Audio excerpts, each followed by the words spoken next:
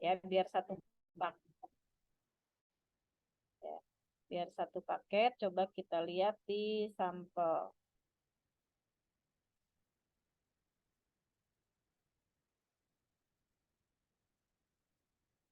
Bentar, mana kok belum muncul?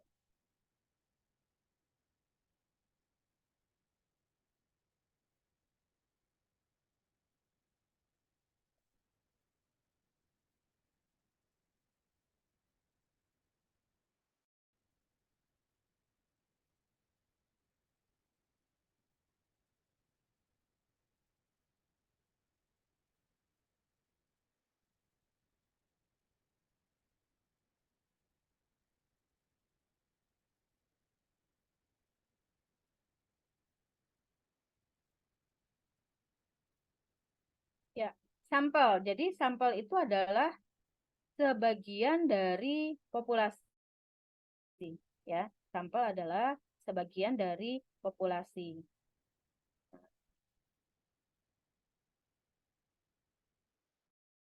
Unit-unit penarikan sampel, kumpulan dari unit penarikan sampel yang dipilih dari suatu frame, ya.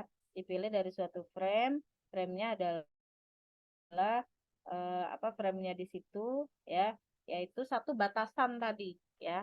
Batasan yang kita buat untuk membatasi, kita mengambil sampelnya dari populasi tersebut, ya. Misalnya tadi ada populasi target, kita perkecil jadi populasi terjangkau, perkecil lagi boleh, misalnya tergantung kebutuhan. Nah, nanti dari jumlah itulah yang kita ambil sebagai sampel, ya. Nah, sampel ini pastinya dia adalah bagian dari populasi, ya, yang memiliki ciri-ciri, yang ciri-cirinya adalah ada di populasi. Jadi jangan ngambil sampel yang nggak ada di populasi. Populasinya tidak menggambarkan itu kok, ya. Kok tiba-tiba kita ngambil sampel yang itu terus jadi sampel menggambarkan yang mana gitu loh. Sampel mau digeneralisasi kemana gitu loh. Kalau di populasinya tidak ada ciri tersebut, ya. Misalnya eh, apa ya? eh, Sayur asam Anda tadi isinya ada 4 rupa, ya, tapi ketika di sampel tiba-tiba ada kentang lah, kentangnya datang dari mana, orang di populasi nggak ada kok gitu loh, ya. Jadi jangan intinya sampel pasti ada di dalam ciri di dalam populasi, ya. Jumlah sampel pasti lebih kecil dari populasi. Kalau ada yang bilang kok saya sampel adalah total populasi, ya, kalau sampel adalah total populasi itu berarti sama dengan populasi, ya. Ya kan, berarti sama dengan populasi, bukan sampel namanya, ya. Nah, karena kaitannya dengan ini nanti yang tadi disebut kita melakukan generalisasi, ya, kita mau melakukan generalisasi. Yang namanya generalisasi berarti kita punya sampel dalam form dalam frame yang kecil, jumlah yang kecil, nanti kita generalisasi kepada populasi sebagai frame besarnya. Lah kalau sampelnya sama dengan populasi, udah berarti mau digeneralisasi ke siapa? Populasi yang mana? Masa populasi tetangga? Kalau populasi tetangga ya udah beda lagi atau, ya. Nah, jadi di sini kita lihat syarat sampel merupakan elemen-elemen yang ada di dalam populasi. Cirinya merupakan salah satu dari ciri populasi, ya.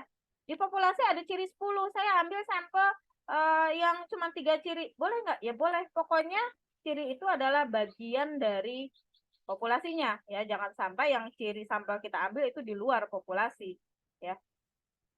Dan sampel sampel sesuai tujuan target, tujuan surveinya, sampel bukan unit pengukuran, ya. Sampel bukan unit pengukuran. Seperti tadi misalnya gini, kadar mangan tadi yang ada kadar mangan dalam air sumur warga, ya. Populasi adalah jumlah seluruh sumur. Sampelnya adalah sebagian dari sumur tadi, ya. Misalnya tadi populasinya ada 57, sampelnya kita ambil menjadi 32 misalnya, ya.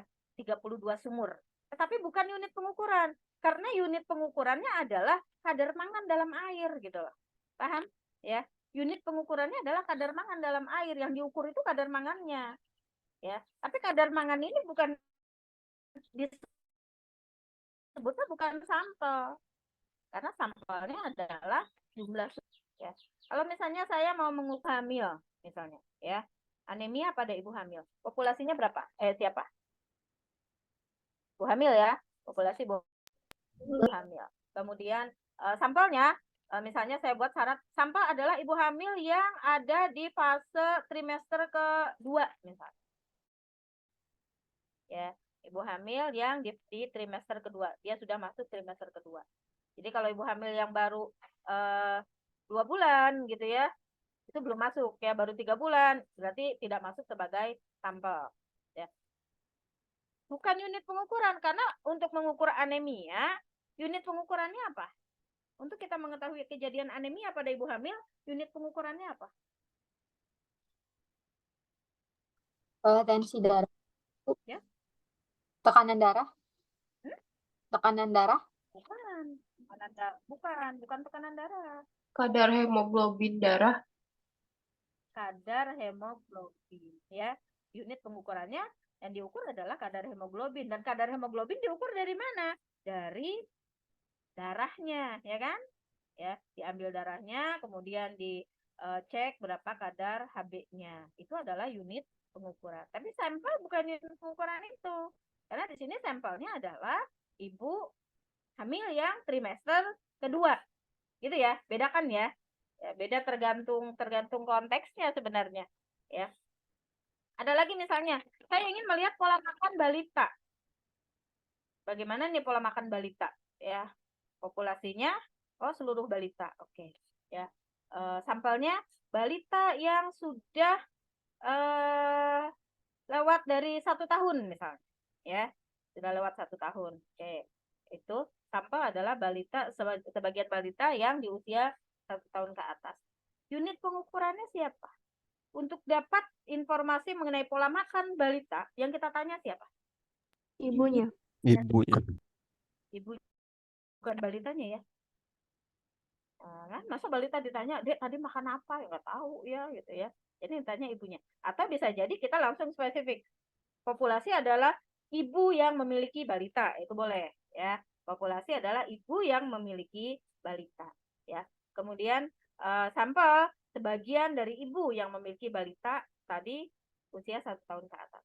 Unit pengukurannya kan balita di situ ya, yang ditanya kan balitanya sebenarnya ya.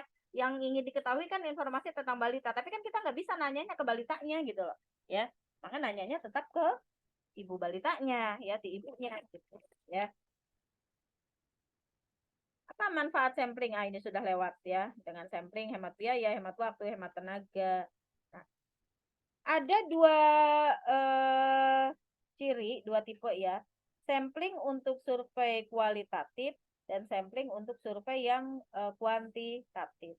Kalau sampling untuk penelitian atau survei kuantitatif, kita butuh sampel yang harus representatif. Artinya sampelnya harus banyak mewakili dari si populasi.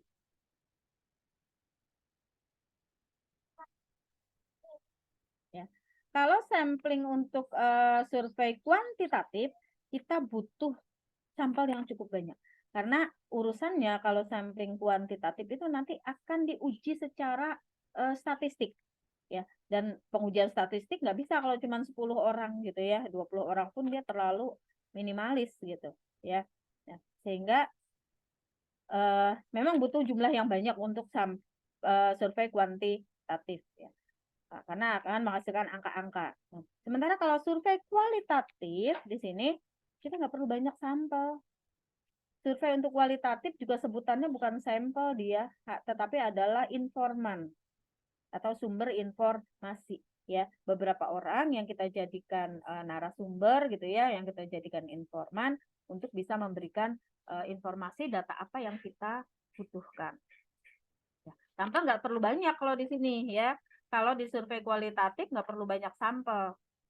Yang penting informan-informan tadi mewakili dan bisa memberikan informasi. Misalnya gini, kalau sampel kuantitatif ya tadi saya mau survei bagaimana status gizi balita. Balitanya nggak cukup cuma 10 orang kan. Ya seluruh balita yang ada di di desa tersebut sebagai populasi. Kita ambil nanti sebagian yang memenuhi syarat ya sebagai sampelnya. Tapi kalau kualitatif ya, saya ingin misalnya mengetahui bagaimana apa ya terkait dengan balita. Bagaimana pelayanan pada balita gizi kurang misalnya ya. Bagaimana apa yang sudah dilakukan, program apa yang dilakukan untuk menangani balita gizi kurang misalnya ya. Yang jadi sampelnya bukan balitanya, bukan ibu balitanya ya. Yang jadi sampelnya adalah tadi mau kemana? Mana datanya? Kok hilang? Ya. Yang jadi sampel di kualitatif adalah bukan ibu balitanya, tetapi pengelola program di puskesmas. Jadi siapa aja untuk kualitatif? Satu, kepala puskesmas. Kedua, mungkin pemegang program KIA. Ya. Ketiga, mungkin bidan desa. Ya. Gitu ya. Keempat, mungkin siapa? Kader barangkali. Ya, kalau di situ ada peran kader. Ya. Kader berapa orang? Katakan kader posyandu berapa orang? Rata-rata 5 ya dalam satu posyandu. Itu pun belum tentu aktif semua. Ya.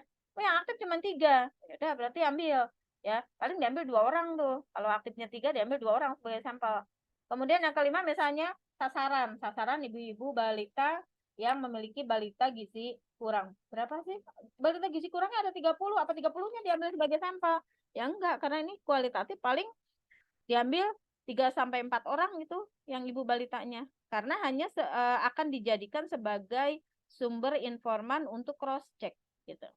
Ya. Misalnya kita tanya kepada kualitatif ya kepada kepala puskesmas, apa saja program yang dimiliki atau yang dilakukan oleh puskesmas.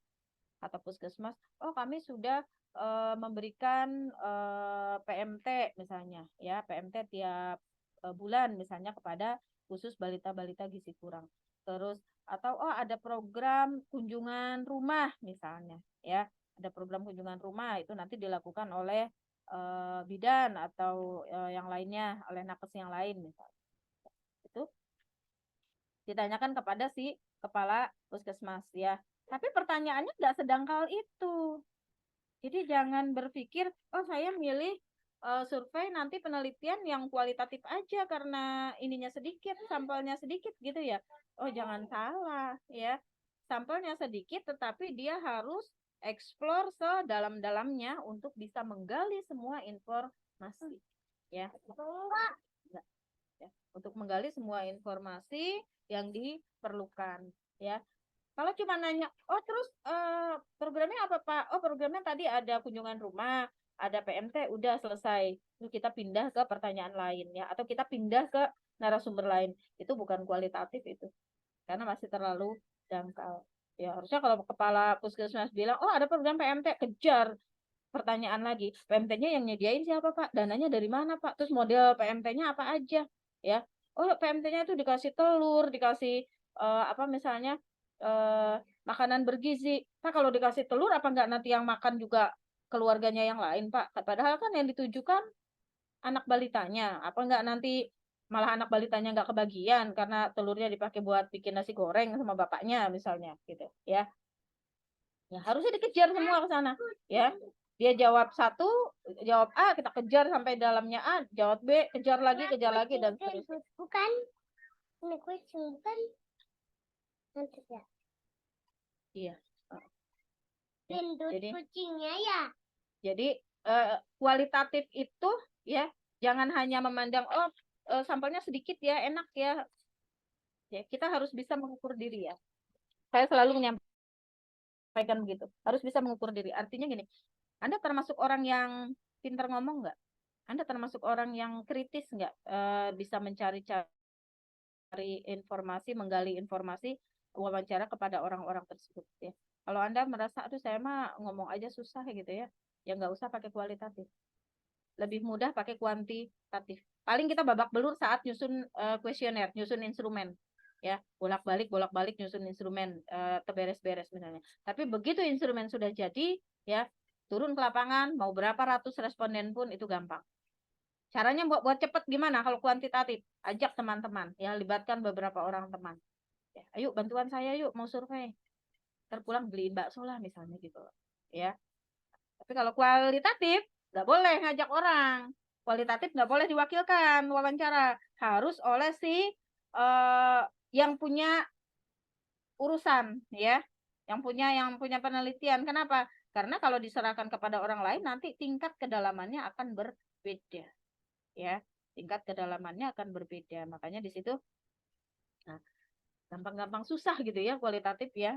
Sebenarnya lebih susah kualitatif kalau menurut saya daripada kuantitatif.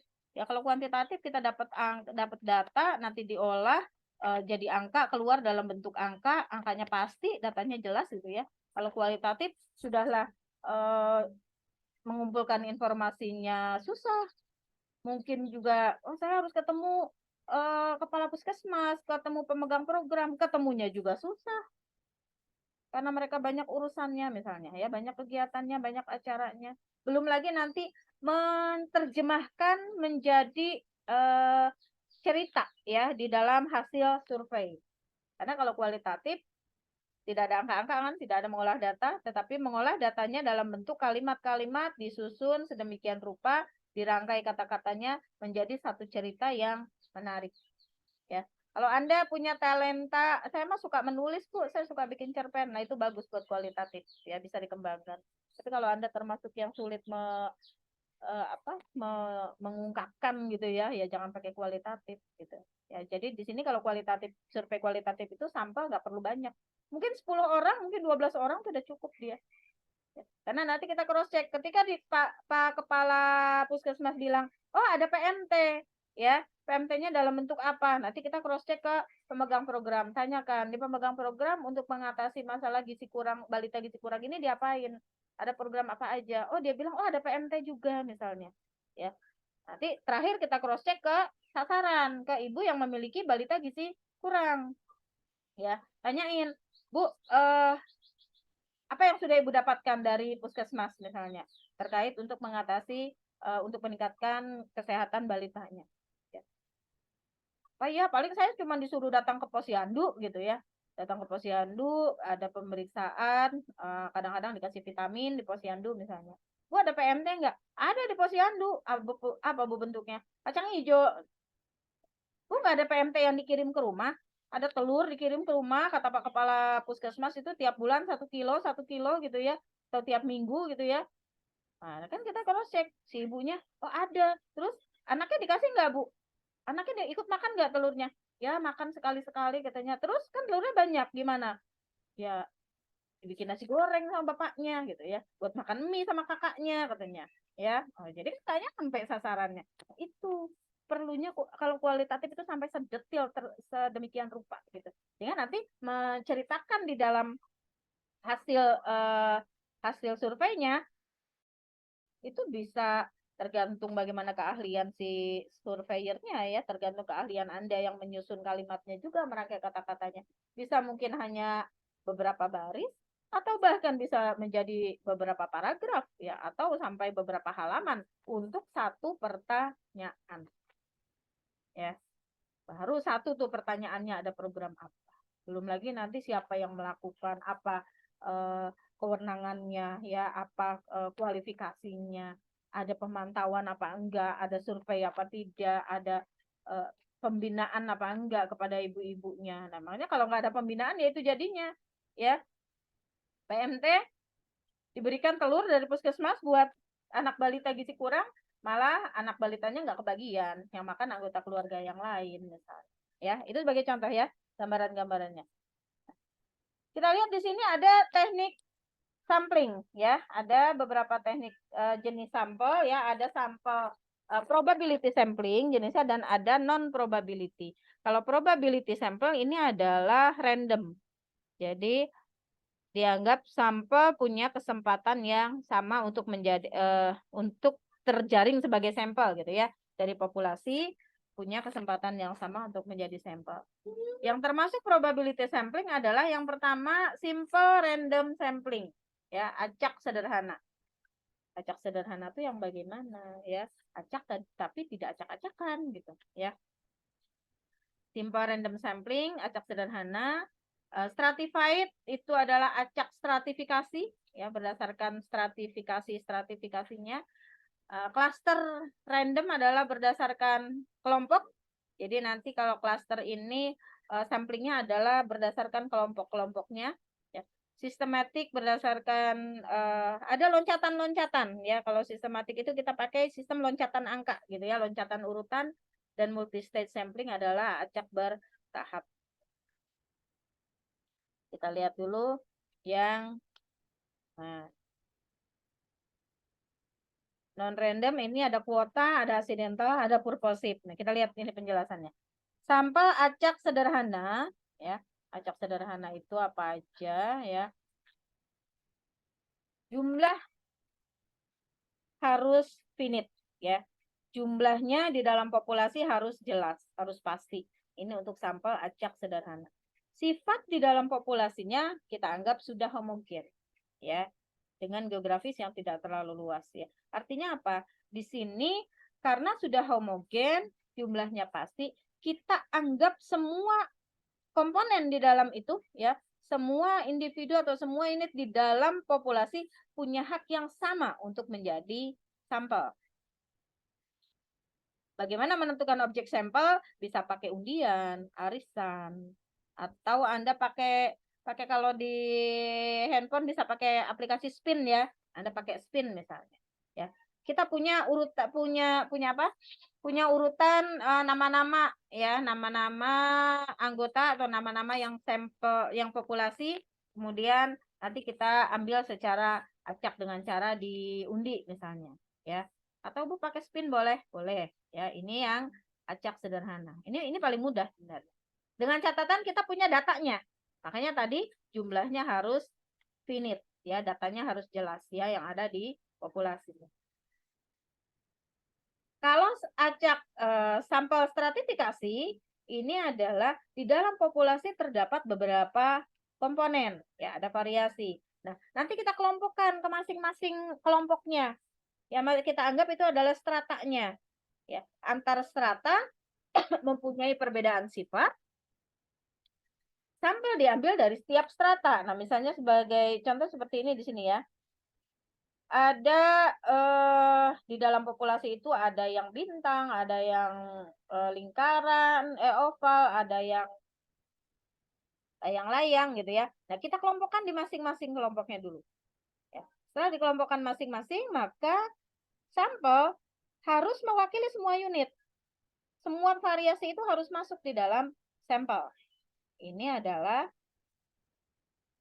sampel stratifikasi, ya. Di dalam antar strata ini masing-masing strata, ya, satu kelompok lingkaran, satu kelompok layang-layang, satu kelompok bintang, ini antar strata punya perbedaan sifat, tetapi di dalam stratanya dia dianggap homogen, gitu, ya. Bedanya sedikit berbeda dengan sampel ini, ya. Sedikit berbeda dengan sampel di cluster, ya. Kalau cluster yang menjadi sampel adalah satu unit, satu kelompok dia sebagai sampel. Ya. Misalnya sampelnya adalah kelompok kelurahan, kecamatan, ya. Ada kelompok kelurahan, kelompok kecamatan, kelompok apa gitu, ya. Kelurahan ada kelurahan A, B, C. Maka misalnya di dalam satu kota itu ada 10 kelurahan, ya. Kita ambil sampel adalah cluster kelurahan. Diambil 3 kelurahan sebagai sampel. Tuh. Mau beli. Diambil 3 kelurahan sebagai sampel. Karena sampelnya klaster, maka kita anggap di dalam satu kelurahan itu sudah kondisinya sudah seragam.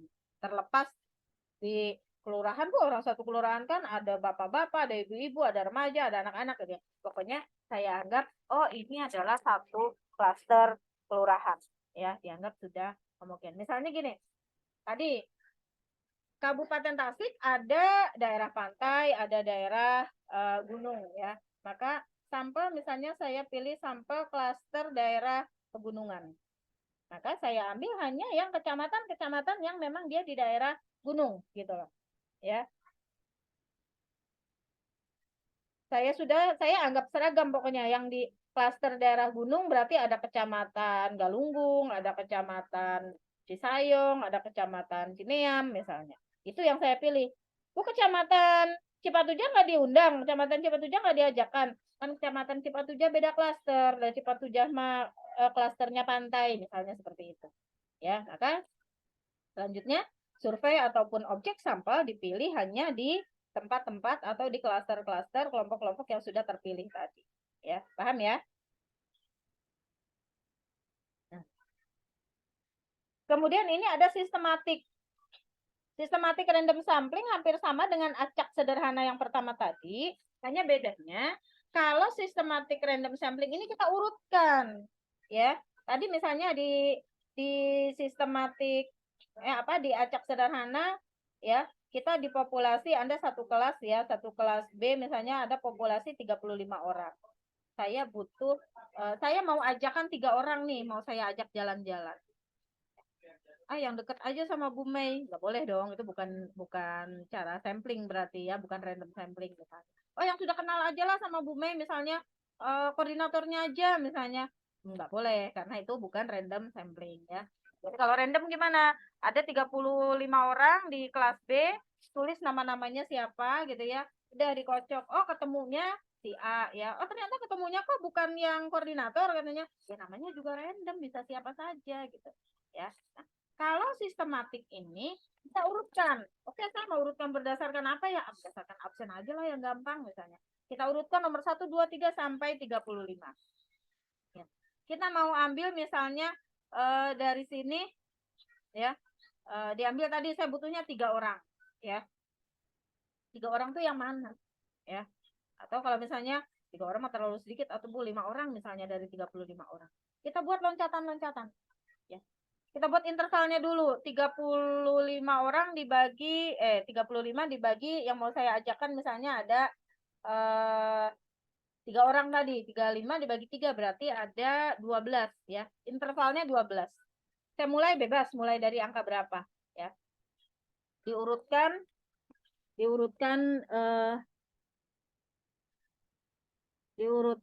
nomor 1 sampai 35. Saya bebas sembarang, saya mulai dari angka saya suka angka 6 misalnya ya. 6 tambah 12 berarti ketemunya nomor 6, nomor 18, ketemu lagi nomor 30 ya. Siapa yang nomor 6? Ya, Andalah yang beruntung yang punya absen di nomor 6. Siapa nomor 18? Anda yang nomor 18 terambil sebagai sampel, dan nomor 30. Itu cara sistematik random sampling. Jadi kita pakai urutan-urutan nomor. Kalau pakai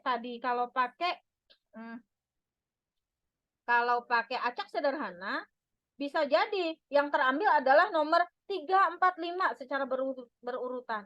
Sangat mungkin, ya kan? Namanya juga acak, kita nggak tahu hasil undian siapa yang keluar. Gitu. Tapi kalau sistematik random, nggak mungkin yang terambil 3, 4, 5 berurutan, nggak mungkin. Karena kita pakai loncatan-loncatan angka. Paham ya bedanya ya? Simple random sampling atau acak sederhana dengan sistematik random sampling. Kemudian ada multi-stage random sampling. Ya. Multi-stage random sampling ini adalah biasanya ini sebagai tanda dalam tanda petik ya. Ini juga cara kita untuk memperkecil jumlah sampel. Ya. Efektif bila ingin sampel kecil dari populasi yang besar. Kemudian populasi dibagi dalam elemen-elemen yang lebih kecil ya. Kemudian terus dikerucutkan lebih kecil. Misalnya dari kota turun menjadi kelurahan. Ya. Satu kota ada 10 kelurahan. Saya ambil 2 kelurahan aja. Oke, 2 kelurahan tadi yang diambil. Udah 2 kelurahan ini turun ke RW. Ya, tiap kelurahan diambil 3 RW aja. Berarti di kelurahan A ada 3 RW, kelurahan B ada 3 RW. Ya, berarti total ada 6 RW yang diambil. Ya, dari masing-masing RW saya ambil 3 RT. Tadi ada 6 RW. Dari ada 6 RW diambil masing-masing 3 RT, maka berarti ada berapa RT totalnya? 18 RT. Ya.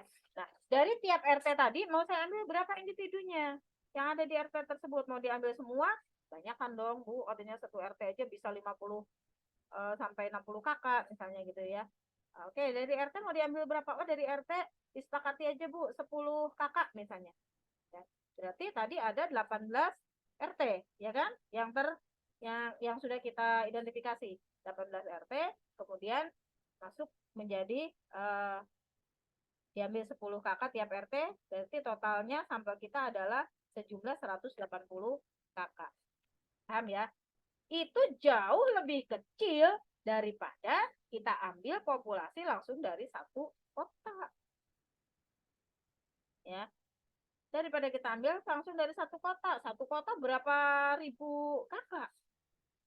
Ya. Nah, itu akan banyak sekali gitu. Nah, ini sebenarnya cara kita untuk juga mengkerucutkan atau ingin mengambil sampel yang kecil dari populasi yang sangat besar. Ya, ya sah-sah saja asal dengan cara memang stepnya benar gitu. Ya. Kemudian kalau sampel non probability ya, ini non probability atau yang non random, maka ada sampel aksidental. Sampel aksidental itu apa sih? Aksidental itu seketemunya gitu ya. Sebenarnya ini adalah jenis sampel yang agak lemah gitu ya, karena dia tingkat biasnya tinggi. Ya. Misalnya di sini populasinya adalah infinite. Apa sih populasi infinite? Berarti populasinya tidak diketahui. Ya, accidental sampling di sini populasinya tidak pasti. Ya, unit sampelnya bisa siapa saja yang ditemui. Namanya juga accidental ya, terkenanya gitu ya. Misalnya gini, di satu jalan misalnya gitu ya, di jembatan gitu ya, ada jembatan yang rusak ya. Ada orang ingin mengumpulkan informasi apa sih jembatan rusak ini, kenapa sih, seberapa pentingnya sih jembatan ini gitu ya. Oke, ada orang lewat tangkap ya.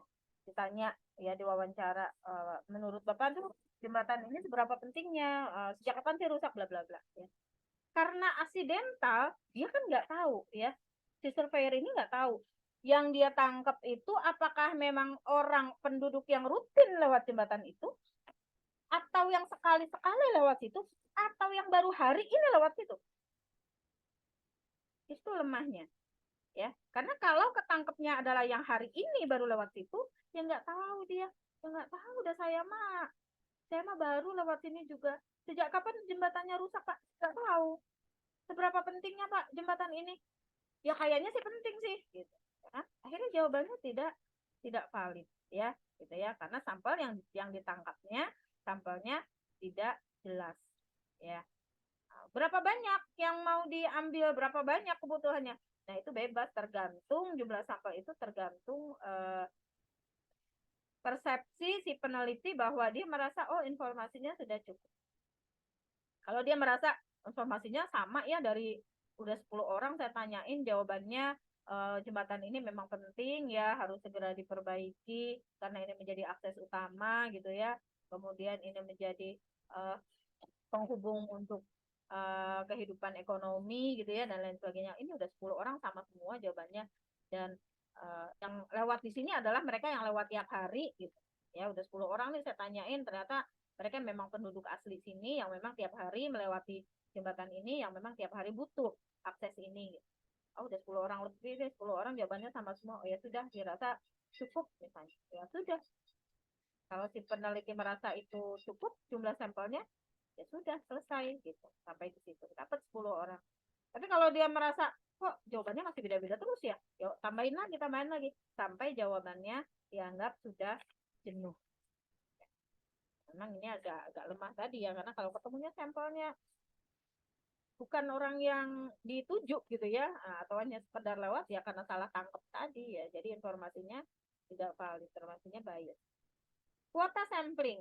Kalau kuota sampling ini adalah populasinya juga infinite ya, sama seperti tadi kita ingin melakukan survei terhadap pasien ya, kunjungan pasien di suatu pelayanan kesehatan ya, karena populasinya infinite nggak jelas gitu ya, maka kita pakai kuota aja. Yang penting kita sudah punya hitungan berdasarkan tadi ada hitungan rata-rata untuk populasinya, kemudian kita dapat jumlah sampelnya.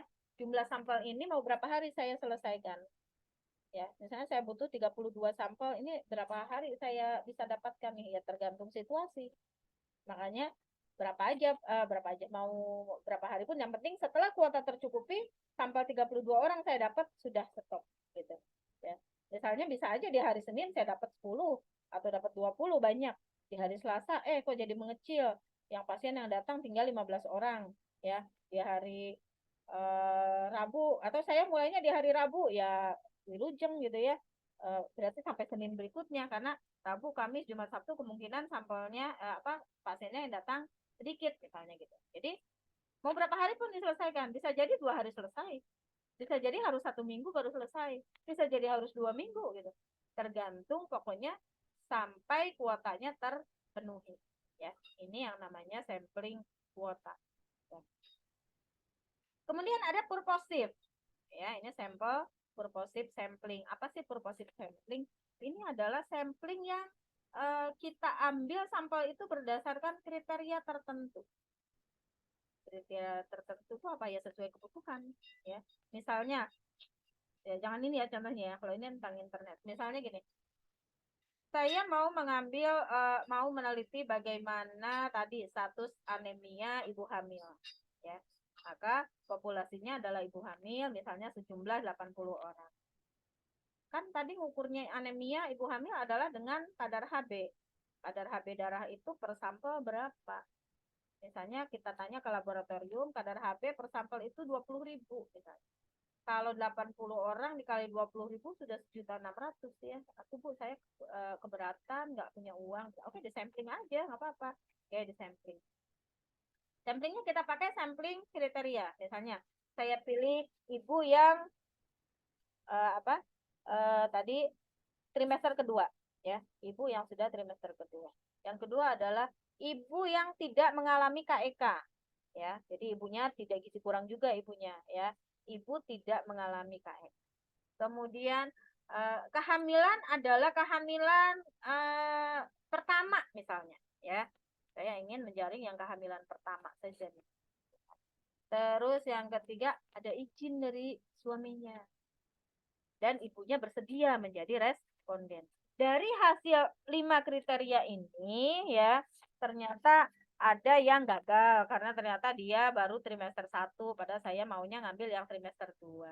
Ada yang gagal menjadi sampling ya ibu hamil kita karena dia kurus banget ya, 1-2 orang, ada yang dia KEK gagal. Ada yang ibunya mau ya, dia sudah trimester kedua, dia tidak KEK, dia mau suaminya tidak mengizinkan ya dengan alasan takut apa gitu. Buka dia. Apaan sih? Aduh ya udah rusak ini, ayamnya udah rusak, nanti beli lagi aja, buang taruh di sana di wastafel, taruh di dapur ya. Nah, jadi misalnya dari berapa tadi, dari 80 orang itu terjaringlah sekitar 65 ibu ya sebagai sampel yang sudah memenuhi kriteria-kriteria ini. Ya itulah sampel kita. Nggak boleh dikurangi lagi.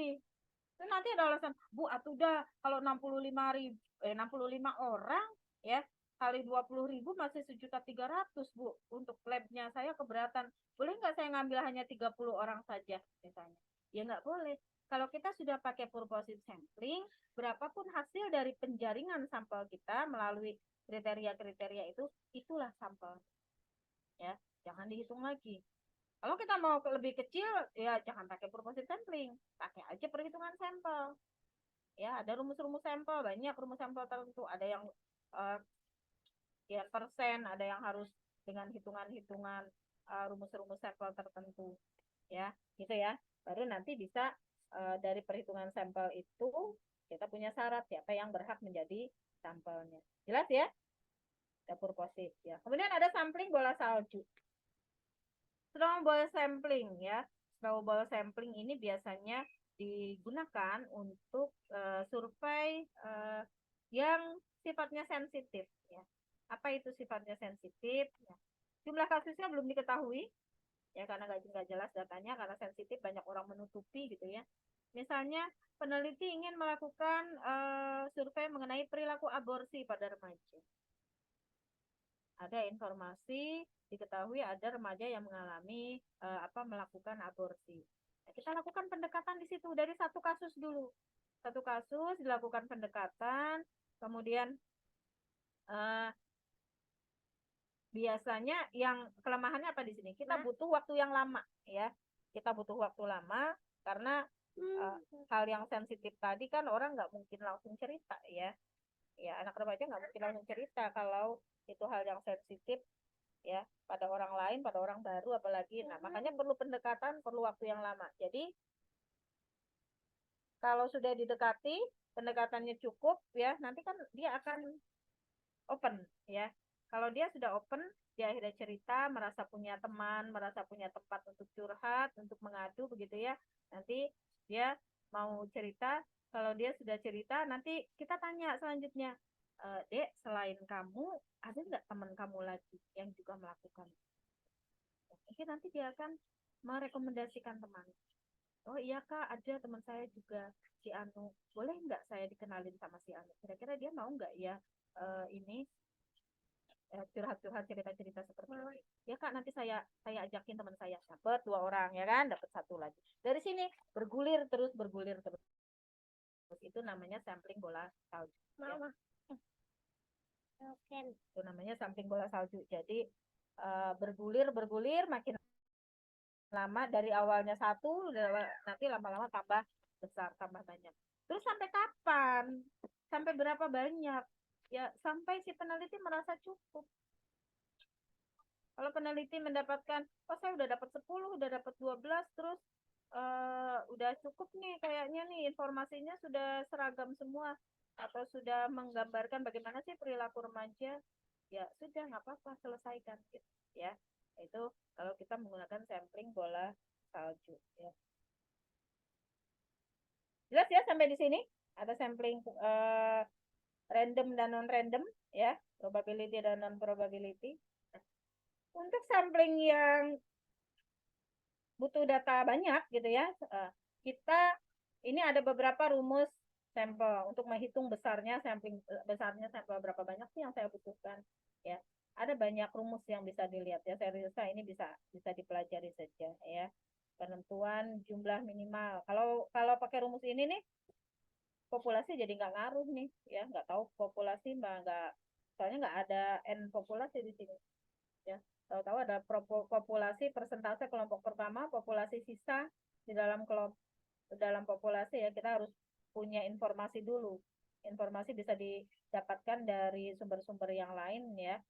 Berapa persentase perkiraan kemungkinan terjadinya ya, berapa persentase kelompok kejadian. Nah, yang sering dipakai yang ini. Ada n kecil itu adalah sampel, n besar adalah besarnya populasi. Ya, dibagi oleh 1 ditambah n populasi dikali D kuadrat. D-nya itu adalah nilai error ya, atau tingkat error signifikansi. Biasanya kalau kita di bidang kesehatan umumnya memakai nilai D atau nilai error adalah 0,05 ya. Kalau nilai D-nya 1% atau 0,1, dia hasilnya lebih kecil lagi nanti jumlah populasinya. Jumlah sampel yang didapatkan ya. Ini contohnya dari 540 orang di populasi, kalau pakai D 0,05 didapatkan sampel sejumlah 229. Kalau digunakan D-nya 0,1 atau 10% gitu ya, errornya dianggap 10%, sampel didapatkan 80. Tapi umumnya kalau di bidang kesehatan masyarakat kita pakainya alfanya adalah 0,05. Ini rumus yang lain untuk studi cross seksional, ya lebih ribet ya. Nah, di sini Anda menggunakan nilai Z setengah alfa ya. Z alfanya untuk 0,05, Z alfanya adalah 1,96 ya. Ini mungkin di statistik dapat ya. Kita statistik udah dapat belum? Udah nyampe belum materinya? Ya. Nah, ini untuk rumus sampel. Nah, kalau sampel sampel itu terbagi menjadi beberapa wilayah gitu ya, nah kita juga bisa lakukan di sini secara proporsional. Misalnya di populasi ada 600 kakak, jumlah sampel kita butuhkan 50 kakak. Kita nggak bisa main potong rata ya, main bagi rata. Oh di RW-nya ada 3 RW, bagi rata aja. Kalau bagi rata 50 bagi 3 kan berarti sekitar 16 ya. Ada yang 16, ada yang 17. Nggak boleh main potong rata begitu, karena ketika di RW 1 yang jumlah populasinya hanya 150 kakak, ya masa mau disamakan dengan RW 3 yang jumlah populasinya 250 kakak? Ya itu namanya proporsional ya. Jadi dihitung aja. Jadi wajar kalau di RW 1 150 kakak ketemunya hanya 12,5. Di RW 2 200 kakak 16,7, di RW 3 250 kakak ketemunya paling banyak 20,8. 20,8 sampel atau responden. Nah, kalau hasil perhitungan kita ada koma, walaupun komanya itu di bawah 0,5, ya misalnya ketemunya 12,3, tetap bulatkan ke atas. Ya, tetap bulatkan ke atas, jangan dibulatkan ke bawah. Karena kalau dibulatkan ke bawah nanti bisa kurang dari sampel, dari perhitungan sampel. Tetap bulatkan ke atas. Kalau dibulat-bulat banyak yang dibulatkan ke atas nanti lebih dong dari jumlah perhitungan sampel awal kita ya, mungkin ketemunya jadi 52 orang nih, harusnya kan 50 orang. Nggak apa-apa. Sampel itu minimal ya, segitu, lebih boleh, tapi kurang jangan gitu loh. Ya. Jadi boleh lebih ya, asal jangan kurang. Terus kadang-kadang juga kita harus melebihkan 5% ya. 50 kak dari 50 orang tambah 5%-nya. Tambah 5% berarti tambah berapa? 2,5 berarti tambah 3. Buat apa? Buat cadangan. Buat cadangan kalau sampel kita ada yang gagal menjadi sampel gitu loh ya. Kalau sampel kita hasil perhitungan atau hasil analisis datanya ternyata sampel itu bikin gejlok datanya gitu ya, jadi bisa di excuse ya, diganti dengan sampel yang lain gitu ya. Jadi boleh lebih asal jangan kurang dari perhitungan jumlah sampel gitu. Nah ini yang terakhir, ini sudah pernah kita bahas ya, untuk rapid survey ya, sampel itu ada sampel 2 klaster 2 tahap ya, jadi tahap kecamatan, tahap kelurahan gitu ya, jadi dua jenjang begitu ya, itu untuk klasternya ya. Oke, sampai di sini dan materi sudah selesai. Sampai di sini bisa dipahami? Bisa, Bu.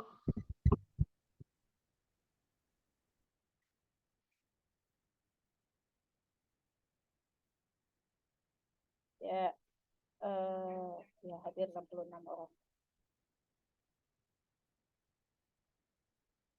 Ya. Ada pertanyaan dulu sampai di sini? Sudah cukup, Bu, dari saya. Cukup? Yang lain cukup? Cukup, Bu. Ya, oke, benar nggak ada pertanyaan. Oke, kalau cukup, terima kasih sudah bergabung di kelas ini.